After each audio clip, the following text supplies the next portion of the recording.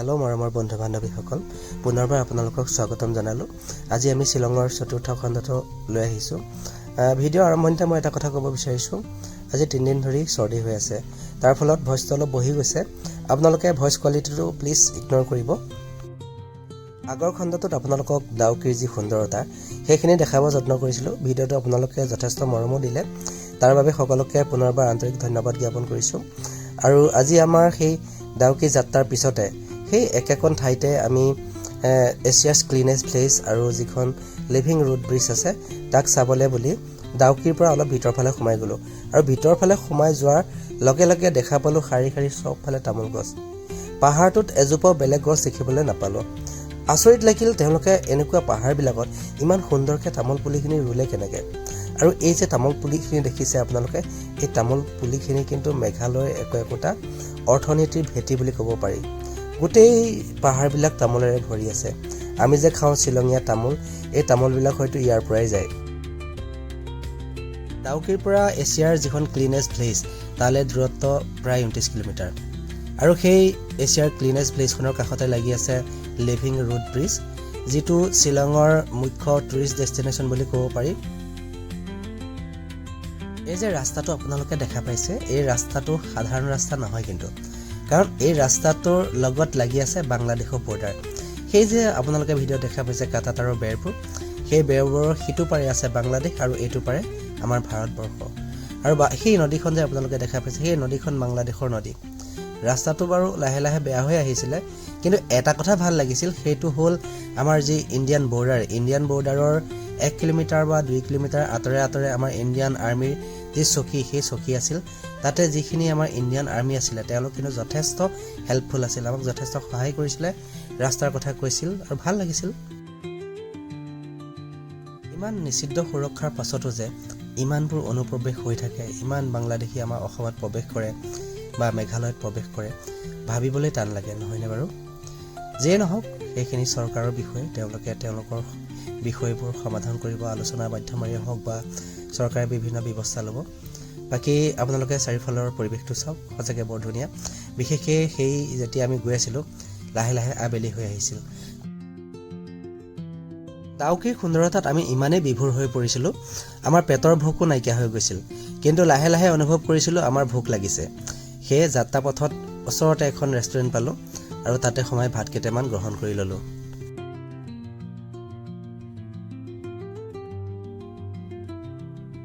এই যে ছাইনবোৰ্ডখন দেখা পাইছে আপোনালোকে, এই ছাইনবোৰ্ডখনৰ চিধা ৰাস্তাত গ'লে আপুনি এছিয়াৰ যিখন ক্লিনেষ্ট প্লেচ তাক পাব, আৰু ৰাইট ছাইডে গ'লে আপুনি দেখা পাব আমাৰ যিখন লিভিং ৰুট ব্ৰিজ, সেই ৰুট ব্ৰিজৰ ফালে আপোনাৰ এই ৰাস্তাটো ল'ব লাগিব ৰাইট ছাইডৰ।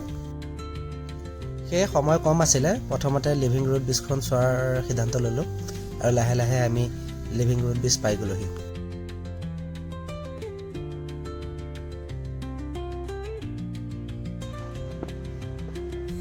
এতিয়া আমি আহিছোঁ মাউলিং ভিলেজৰ ওচৰত থকা আৰু শ্বিলঙৰ এটা famous destination living root bridge. আমি এতিয়া বৰ্তমান তাৰ কাৰণে ট্ৰেকিং কৰি আছোঁ। সময় লাগিব মেবি 5 মিনিট to 6 মিনিট, আহি পামহি আৰু। কিন্তু ৰাস্তাটোহে কিবা আমি সেই আদিম যুগলৈ উভতি যোৱা নিচিনা লাগিছে। বাকী এমেজিং প্লেচ, নাইচ ভিউ।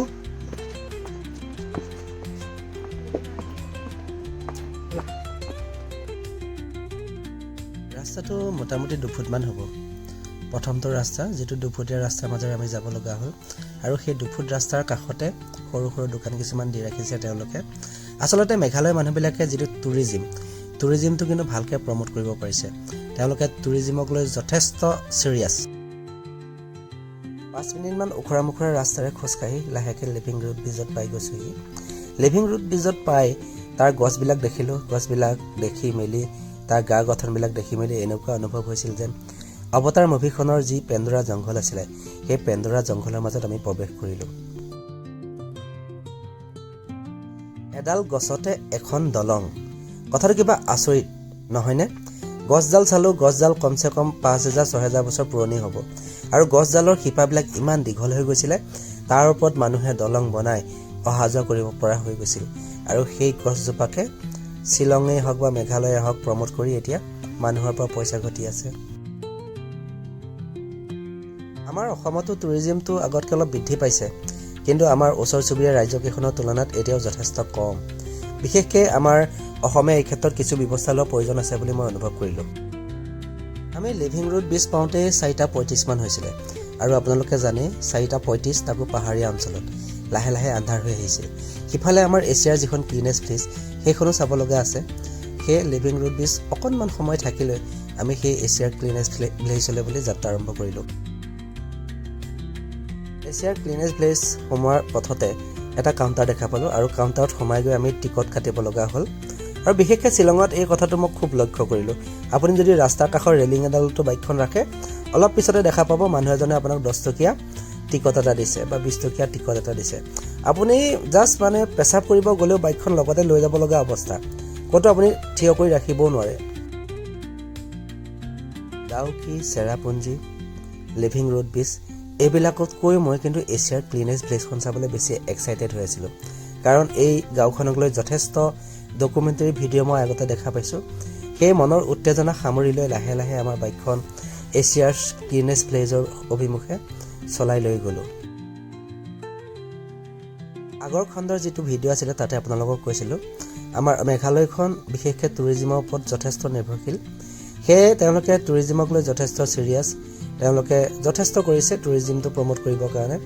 আমি যেতিয়া এছিয়াৰ ক্লিনেষ্ট ভিলেজখনত সোমাইছিলোঁ, আৰম্ভণিতে দেখা পাইছিলোঁ শাৰী শাৰী বিভিন্ন দোকান, আৰু দোকানবিলাকৰ ওচৰত গৈ দেখা পালোঁ তেওঁলোকৰ যিবিলাক ইণ্ডিজেনিয়াছ সামগ্ৰীয়ে হওক বা ট্ৰেডিশ্যনেল ৱেৰে হওক, সেই সকলোবিলাক তেওঁলোকে কিন্তু সুন্দৰকৈ প্ৰমোট কৰি ৰাখিছে। অৰ্থাৎ তেওঁলোকে মেঘালয়খন সুন্দৰকৈ প্ৰমোট কৰিব জানে। তাত গৈ পাওঁতে ইতিমধ্যে সন্ধিয়া হৈছিল, আৰু দোকানবিলাকত টিপিক টাপাক বিজুলী বাতিবিলাক জ্বলি থকা দেখিবলৈ পাইছিলোঁ, আৰু অনুভৱ কৰিছিলোঁ এতিয়ালৈ আমি কোনো হোটেল ঠিক কৰা নাই। আৰু সেই এছিয়াৰ ক্লিনেষ্ট ভিলেজত বেছি সময় নকৰি আমি লাহেকৈ উভতনি যাত্ৰা কৰাৰ সিদ্ধান্ত ল'লোঁ। ক্লিনেষ্ট ভিলেজ ইয়াত আহি এনেই এছিয়াৰ ভিতৰত যে কিয় আটাইতকৈ পৰিষ্কাৰ গাঁও হিচাপে পৰিচিত হৈছে সহজতে অনুমান কৰিব পাৰি। বিশেষকৈ ইয়াৰ ৰাস্তাৰ যি মানে চাফ চিকুণতা আপোনাৰ দেখিলে মনটো ভাল লাগি যাব। চাৰিওফালে চাওকচোন, চাৰিওফালে ফুল গছ, আৰু ৰাস্তাত আপুনি এটা গছপাতো পৰি থকা দেখা নাপাব, ইমান ক্লিন হৈ আছে। ভাল লাগিছে আহিলে। আপোনালোকক অলপ কেমেৰাটো বেক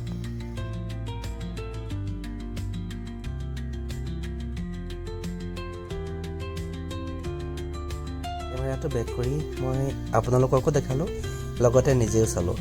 নিজে চাই মই এটা কথা অনুভৱ কৰিলোঁ, তেওঁলোকে তেওঁলোকৰ যিটো পদূলি ৰাস্তাটো বৰ সুন্দৰকৈ সজাই ৰাখিব জানে।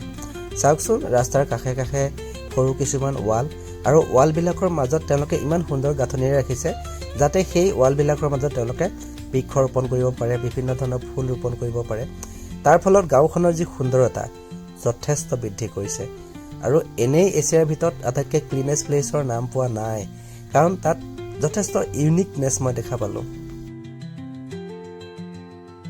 সেই যে মানুহজন দেখা পাইছে পিঠিতে এটা কিবা বাঁহৰ সঁজুলি লৈ আহিছে, সেই মানুহজন বোলে সেই গাঁওখনৰ স্বেচ্ছাসেৱী।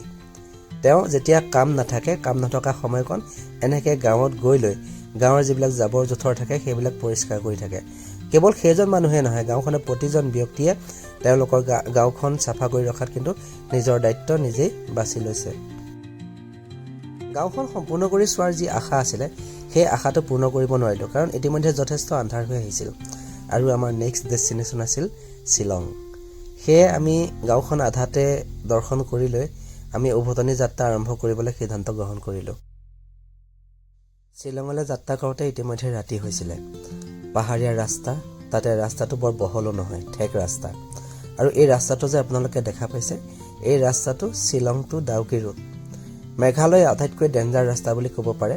বিশেষকৈ এই ৰাস্তাটোত সঘনে লেণ্ডশ্লাইড হৈয়ে থাকে, আৰু যদি আপোনালোকে কেতিয়াবা শ্বিলঙলৈ যাম বুলি ভাবে বা শ্বিলঙৰ পৰা ডাউকি যাম বুলি ভাবে, ৰাতিপুৱাতে যাত্ৰা আৰম্ভ কৰি গোটেইখিনি কাম দিনৰ ভাগতে সমাপন কৰিবলৈ চেষ্টা কৰিব, কাৰণ ৰাতিৰ ডাউকিৰ ৰাস্তাটো বহুত ভয়ানক হৈ পৰে।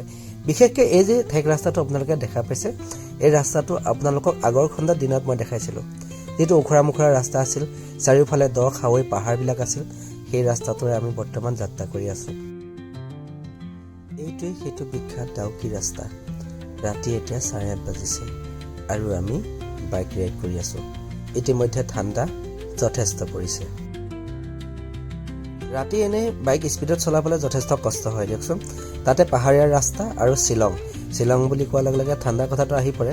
সেয়ে আমি লাহে লাহে আগবাঢ়ি গৈ আছোঁ আৰু আগবাঢ়ি গৈ গৈ দিনৰ ভাগত লেণ্ডশ্লাইড হোৱা জেগাকণত আমি উপস্থিত হ'লোঁ। আৰু এই কথাটো আচৰিতভাৱে আমি যেতিয়া গৈ পাইছোঁগৈ শ্বিলঙত তেতিয়া গম পাইছোঁ।